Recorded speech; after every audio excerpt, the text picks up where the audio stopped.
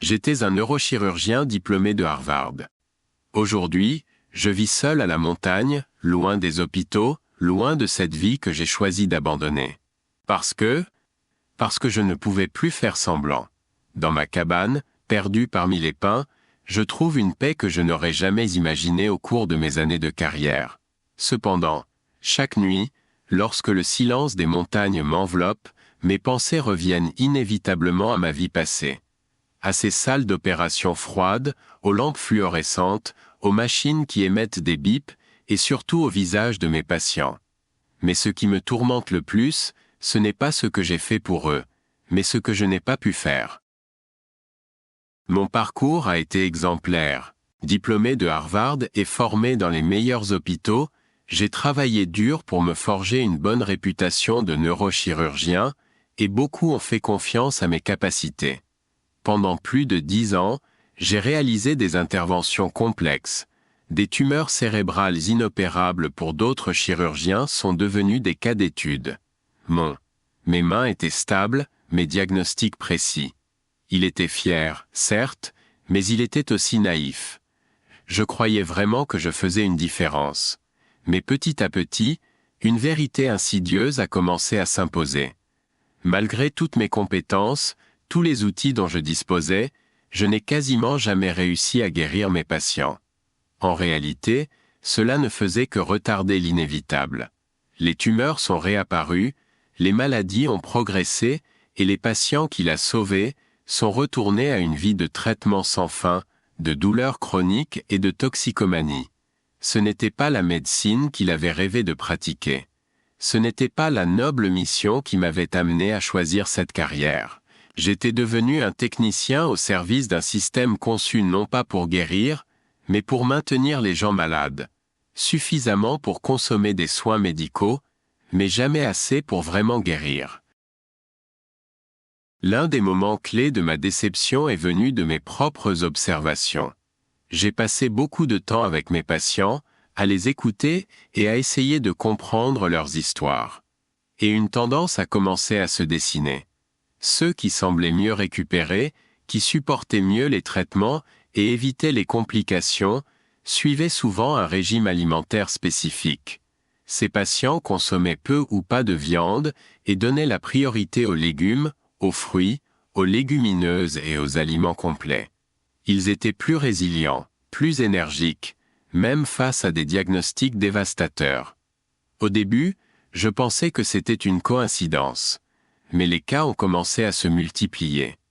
Une femme atteinte de glioblastome, un cancer du cerveau agressif, a dépassé toutes les attentes après avoir radicalement changé son régime alimentaire en faveur d'un régime alimentaire à base de plantes.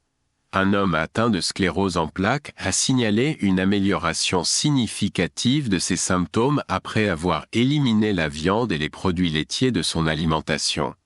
Lorsque j'ai essayé d'en discuter avec mes collègues, j'ai rencontré du scepticisme, voire de l'hostilité. Ce n'est pas prouvé, ont-ils dit, mais ce n'était pas une question de preuve. C'était une question de logique.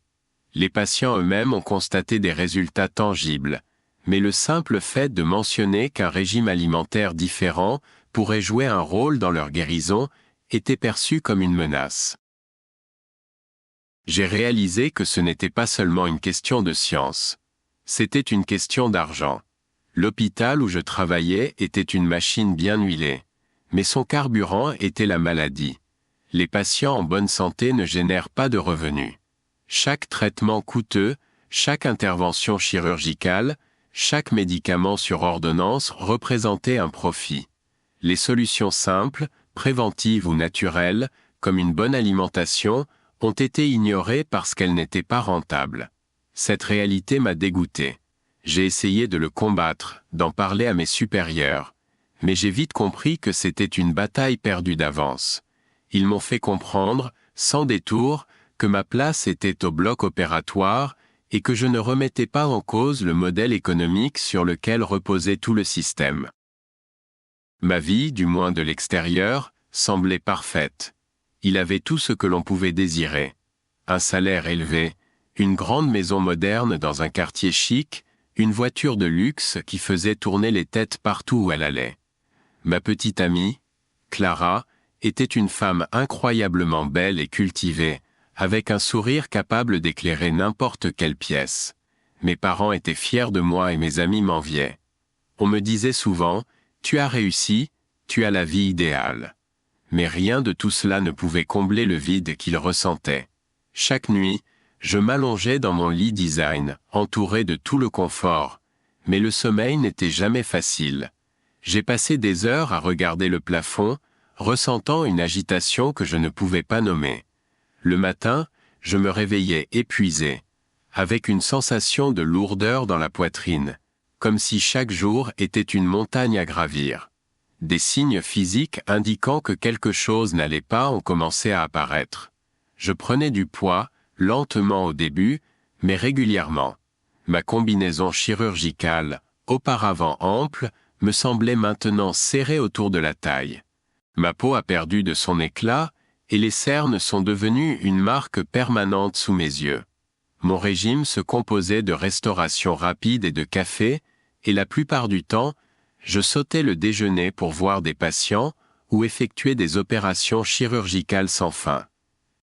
Pire encore, ma relation avec Clara a commencé à se détériorer. Même si elle essayait de se montrer compréhensive, j'avais à peine le temps ou l'énergie à lui consacrer.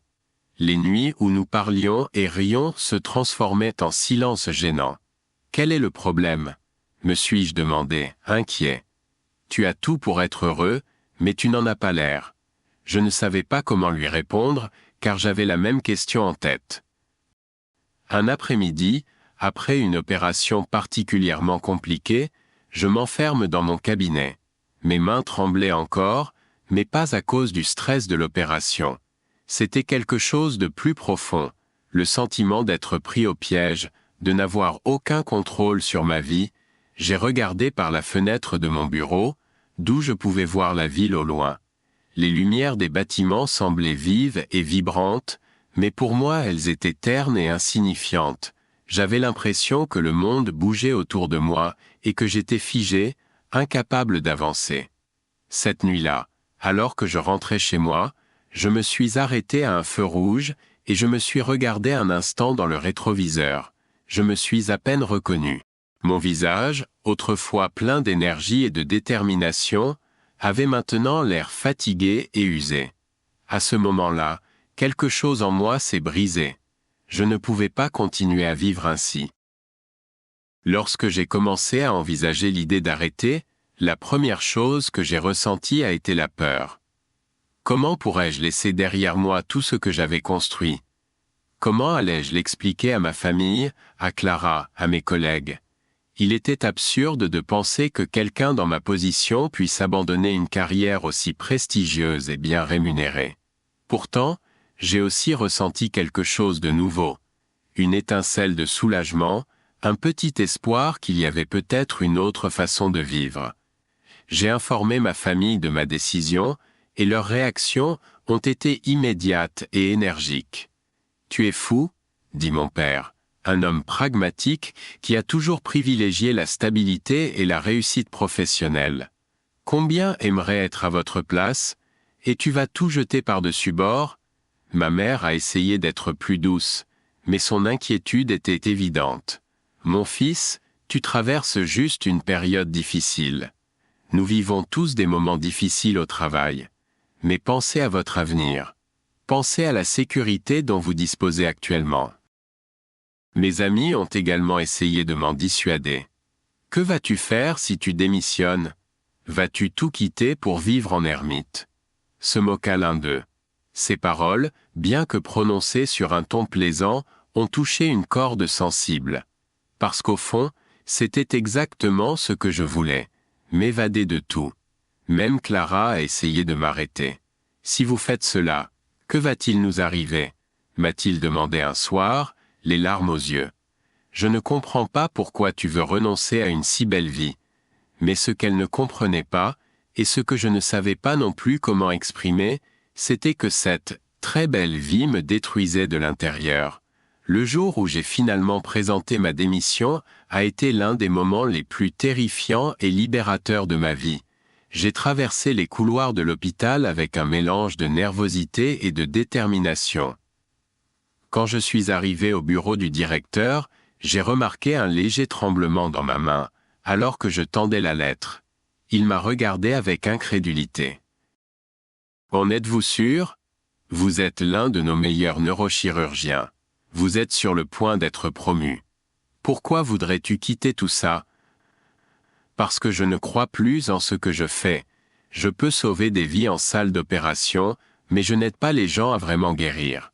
Ce système est cassé, et continuer ici serait trahir ce qui me donnait autrefois envie, être médecin. » J'ai répondu.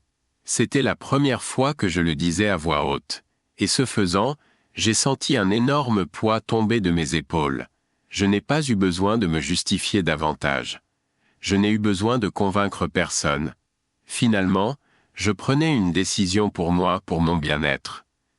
Quand j'ai quitté l'hôpital cet après-midi-là, je ne savais pas à quoi m'attendre, mais pour la première fois depuis des années, j'avais l'impression de pouvoir respirer. Et ça, pour moi, c'était suffisant. J'ai vendu ma maison, mes biens, et j'ai quitté la ville. Je n'avais pas de plan clair, juste un besoin urgent d'échapper à ce système que je ne supportais plus. Après des semaines de voyage, j'arrive dans une région montagneuse, loin de tout. Une petite cabane en bois, rustique mais fonctionnelle, est devenue ma maison. Ici, en pleine nature, je me suis permis de respirer à nouveau. Les premiers jours ont été difficiles. Apprendre à vivre sans les commodités modernes, allumer un feu, aller chercher de l'eau, cuisiner avec les ressources limitées dont je disposais, tout cela était un défi. Mais c'était aussi libérateur. Pour la première fois depuis des années, je vivais selon mes valeurs. Ils mangeaient ce qu'ils cultivaient ou trouvaient dans la nature. Des légumes, des baies, des plantes sauvages. Mon alimentation est devenue entièrement végétale et je me sentais mieux que jamais. Ici, dans les montagnes, j'ai trouvé une clarté que je n'avais jamais connue. J'ai compris que la médecine moderne, bien qu'extraordinaire à bien des égards, est déconnectée de l'essentiel. Nous traitons notre corps comme une machine en panne, mais nous ignorons comment les choix quotidiens comme l'alimentation, le stress et le mode de vie façonnent notre santé. Je ne suis pas devenu cynique. Je sais que la chirurgie sauve des vies et que des traitements médicaux sont parfois nécessaires. Mais je pense aussi que nous avons perdu de vue une vérité fondamentale. La prévention est la forme la plus pure de guérison. Je ne sais pas combien de temps je vais rester ici, dans ma cabane. Peut-être que je finirai mes jours dans cet endroit, ou peut-être que je trouverai un moyen de retourner dans le monde, mais d'une manière différente. Peut-être que je trouverai un moyen de partager ce que j'ai appris, non pas en tant que médecin, mais en tant qu'être humain ayant vu les deux côtés du système. Pour l'instant, je vis au jour le jour, dans cette simplicité que j'avais oubliée. Les montagnes m'ont appris une leçon que ni Harvard ni les salles d'opération ne pourraient pouvoir enseigner. La santé, comme la vie, est un équilibre fragile, et la véritable guérison commence souvent par un retour à l'essentiel. On Patreon, you can download the audio of each story and a PDF transcript, which will help support the channel so we can make more recordings. Thanks so much!